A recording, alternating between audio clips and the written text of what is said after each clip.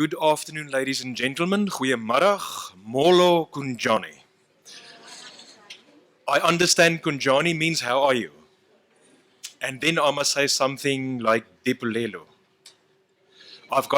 We've got a strategic relation officer in our head office in Durbanville, a lovely chap, and I am currently under his auspices to implement best efforts to learn to speak Xhosa.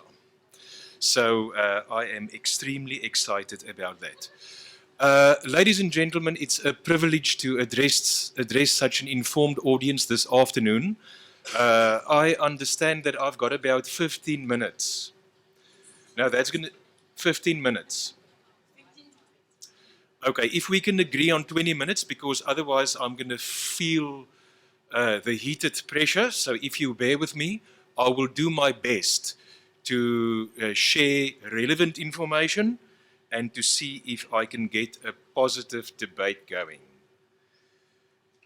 So it's about 20 to 6 now. I will conclude at exactly 6 o'clock, Prof, if that's fine. Great. First of all, I want to share with you that I am a grade 5 teacher. I am passionate about education. I have worked my life with 10-year-olds and I have really enjoyed the journey.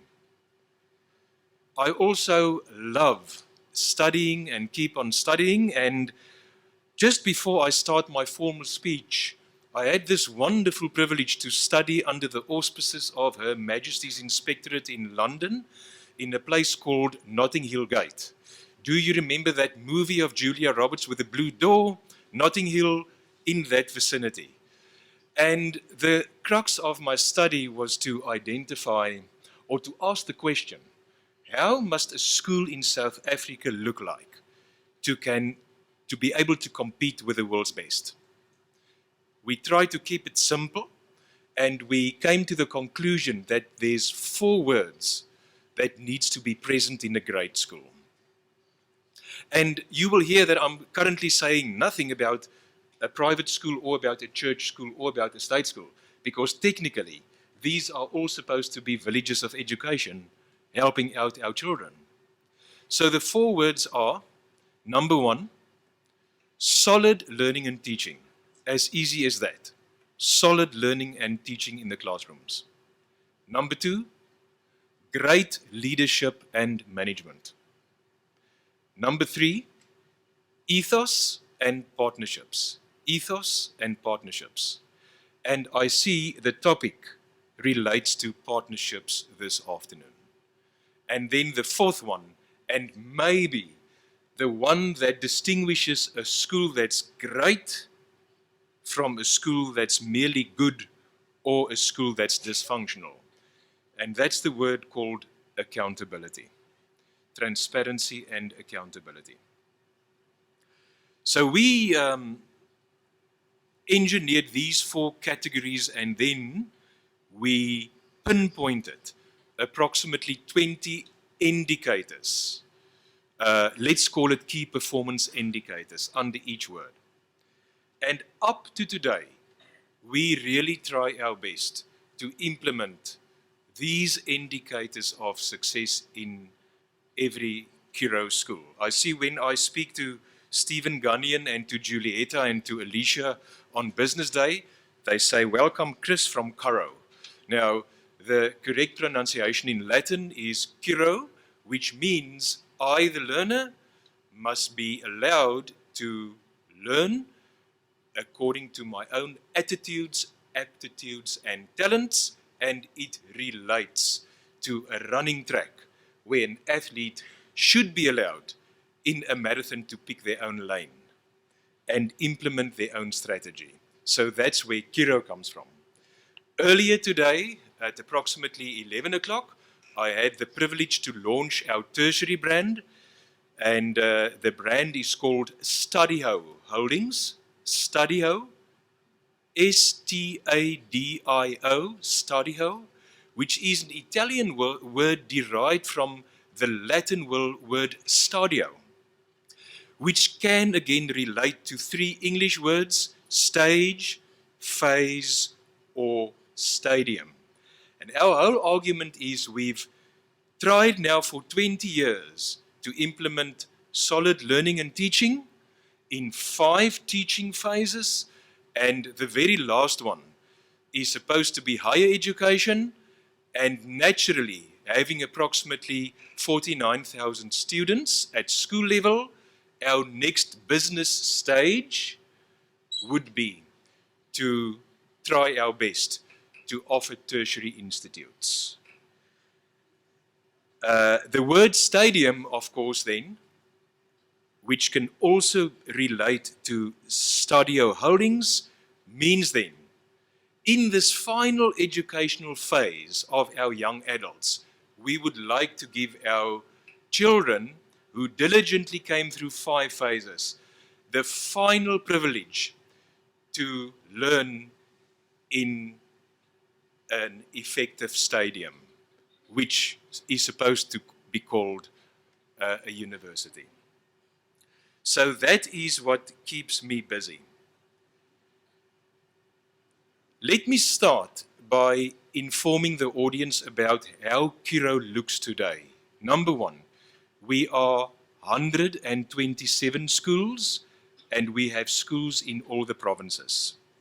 Number two, we have 47,320 children. The difference between 49,000 and 47.5, then our small little tertiary component, which currently only focuses on teacher training. Interestingly enough, 85% of our tuition or our children is English inclined. So many folks thought that Curro was actually Afrikaans inclined. Not true. It's 85%. The thing that makes me excited is that our Curro schools is slowly but surely taking on the profile of the country. So of the 48,000 children, 72% are black folks, and then the rest evenly spread between brown folks, Indian, and white folks. So it's representative of the country, but the profile of the country is really noticeable in our schools. Then, in terms of our academic performance over the past years, we have a 99% pass rate. 85% of our children do get bachelor degree qualification, which means they can be allowed at universities. And the one that we are serious about is that 60% of all our grade 12 children, 60% of all our grade 12s take mathematics, and their average over the last 5 years is also 60%. So that to us is a good indicator. Also understand that we've got our Curro schools and also our Curro academies. So we do cater for the middle kind of level in terms of income streams, but we also cater for the folks that's serious about education but can't necessarily afford the Curro fees. These schools are known as Curro academies.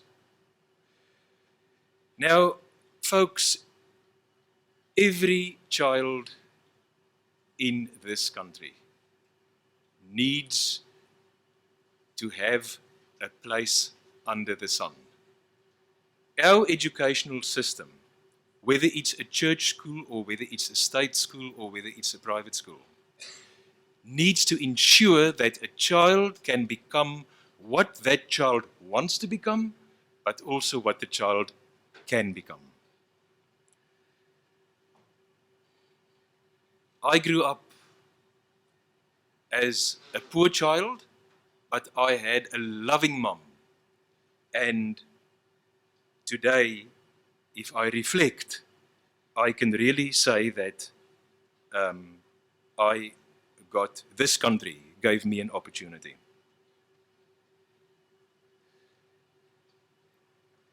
That brings me to the point that even though this speech this afternoon is about the relationship between public schools and private schools, or let's say the state and the private sector,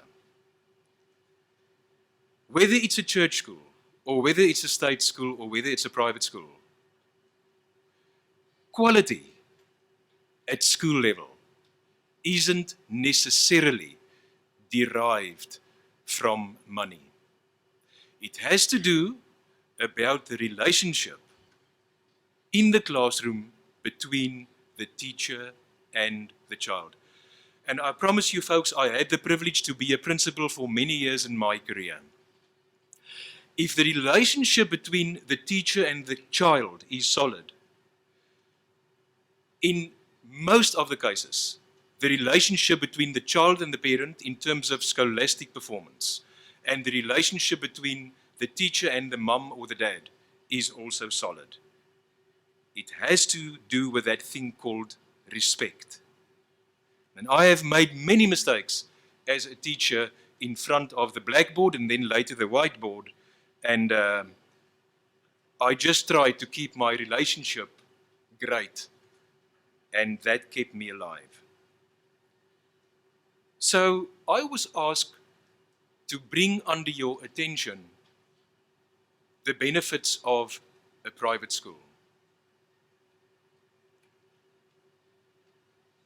First of all, in the 127 schools managed by Kiro Holdings, we created 5,600 jobs. So currently we have 5,600 staff members in our cookie shop. When you employ 5,600 folks, it suddenly becomes a huge responsibility because you're working with people. The positive spin-off to the state is that these folks all pay tax. And the state receives a huge income from this environment per month. As you know, the National Development Plan wrote a Vision 2030, by means of which the key outcome should be to fight poverty. A government needs money to fight poverty, folks. We need to get, please help me, there's profs in the audience. So I was told at a young age, please just don't speak about rain if Noah is in the audience. So if I'm wrong here, please just help me. Are we aiming to get this country at a Gini factor of about 0.65? Am I correct if I say that? Now, we need collaboration between the state and the private sector to unlock vast sums of capital to literally empower the state to up the general quality of this country. In Kiro, we are only playing a minute role, folks. There's 12.5 million children in this country going to schools. If we reach our 80,000 children by 2020, Kiro, although it sounds big, will only take responsibility for 0.72% of the school-going children. So the challenge is way above only the private sector. The true fact is that the general quality of education should be lifted in all our schools. For every school that Kiro actually constructs, so let me bring this under your attention, a school currently costs us 150 million rand to put down a Kiro. So for every school we put down, logically, we save the state 150 million rand, because if we weren't there, the state would have been tasked to put down the school in that area. The other factor that you must take into consideration is a running budget of a typical X-Model C school or of a Kiro is anything between 20 and 30 million rand per annum. So the longevity of a school, now in London there's private schools of way above 600 years. Go do the mathematics and then you see what you actually save the state if you put down a private school. Dit is baie geld. I will still learn how to say that in Xhosa in due time. Now, one can argue, but surely it must be the state's function. We argue, but why can't we work together? Because if there's a lot of private schools going up, and you do the calculation, the state will be able to channel this money to their current infrastructure. I had a discussion with a couple of union people the other day, and I said, well, can't, if the private sector save this money that I'm referring to, can't the state then create a budget to channel money to the unions? Because after all, the unions, one of their outcomes is supposed to upskill their current member teachers. So it is about unlocking value. I'll have to speak very fast now, Prof, because I've got 6 points to cover. Every time we construct a school, we make use of the local enterprises and labor. So we actually keep the local small businesses up and running. That's our part that we're playing. What makes me tick as a teacher, for every center of excellence that we can put up in this country, for instance, where you have a Kiro school, we will engage with the surrounding schools, whether it be a church or a state school. We would have curriculum development debates because there's a slogan, the curriculum is supposed to be the heart of a school. And the moment you have this engagement, suddenly you don't have one center of excellence, but you are creating a community of schools. So that's another spin-off of creating a center of excellence. Folks, I'm going to be quite frank with you. If you list a private school company, you need capital. You need shareholders' money. Otherwise, Chrissy van der Merwe wouldn't have been here as the CEO of Kiro. No man is an island. You need shareholders. The good thing that I saw over the 20 years is that it creates a win-win situation. You've got the support of the shareholder. By using the shareholders' money, you can provide the community with a center of excellence, and the center of excellence can enhance the quality of the children and eventually the young adults, and they can eventually add to the economic growth of the country. And the shareholder gets a return on income. But you need diligent shareholders, because that thing called the J-curve is a long process. If one or two of you decide to open a private school, come have a cup of tea with me so that I can tell you about this long J-curve. So you need diligent shareholders. We didn't pay any dividends for the past 6 years. We are listed for 6 years already. We hope to start paying dividends in 2018. So you need diligent shareholders.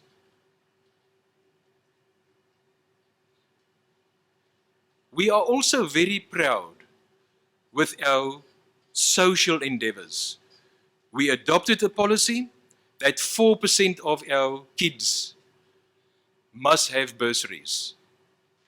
So we balance our business model to provide a maximum number of bursaries to children that, if Kiro wasn't there, wouldn't have had the privilege to actually study at one of our schools. I can recall 2 years ago, I handed out our top 20 achievers. And in one of our schools in Polokwane, there were 2 boys that both of them achieved 100% for mathematics. So when I gave them the medals, I asked them, what do you want to become? And the one said, sir, I want to become an actuary and I want to go study at UCT. But sir, I can't afford it. The great thing in the PSG group is that you've got the PSG group, then you've got Capitec, you've got Curo, you've got Zeda and PSG Consult. We made a phone call to Capitec and we immediately got a full bursary for both these kids. I follow their academic results and they are doing fine. It's these things, folks, that we all need to do in this country. I am concluding, Prof.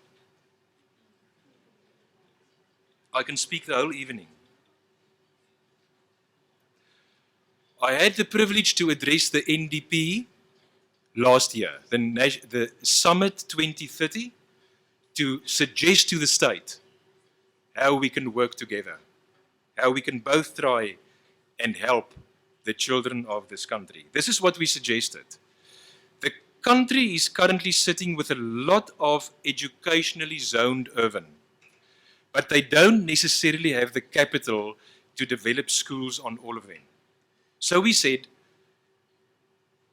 the private sector can purchase this urban for cash. Now, currently we pay about 3 million rand per hectare. A typical campus is situated on 6 hectares. So that's 18 million per campus. Now, the state actually owns a lot of these urban. The state can then take that money. Also, now remember the other formula. Now you will see private schools jumping up. You will see the saving of 150 million on each earth, plus over, let's say, 70 years. That's about what we estimate the longevity of a school. You go to do that calculation. Folks, it really calculates to a couple of billion that the state can unlock. So that was our first suggestion. Prof, 1 minute. Our second suggestion, the state they've got a lot of buildings in city centers. If you lease it out to the private folks, they can change it into a school, and that thing called convenience, the mums and the dads that work in the city centers can then enjoy a center of excellence. Here's an interesting phenomenon. We've seen in this country in many environments that you have an ineffective state school in a particular area, and just around the block, you've got another school that's under good management. And now, everyone is leaving that school and they go to the other good state school, leaving this one other state school empty. But it leaves the other one overcrowded. So we said to the folks of the NDP, why can't the private sector buy this empty state school, change it into a center of excellence? Hopefully, children will then emigrate back to this one, taking off the burden from this overcrowded school, and in the process relieving the state from the burden to build yet another state school in that environment. Yeah. Yes? So, must I explain again? Oh. Jot down your question. Excuse me, can we take Yeah. I must, okay, you jot down your questions. I'm gonna, yeah. Jot down your question. Then, my last input, thank you ladies and gentlemen, my last input, last sentence. In the beginning of this year in Gauteng, 58,000 children couldn't get placements in state schools at the point of entry, that's in the primary school, and the point of entry at the high schools, grade 8. 54,000 children. Eventually, all these children were placed in state schools, but that places a burden on the classes because the classes became overcrowded. So we suggested, what about private schools adopting a policy? Do you know that currently the state spends 1,500 rand per child per month on a state school child? Are you aware of it? That's what it costs the state machine. It's about 1,500. So we said, well, the private schools have some open places. So can't we work together and then get in the children that don't get placement in the state schools at that fee? Because it's not going to cost us anything. We've got the open spots. Prof, I think ek is klaar. So, thank you.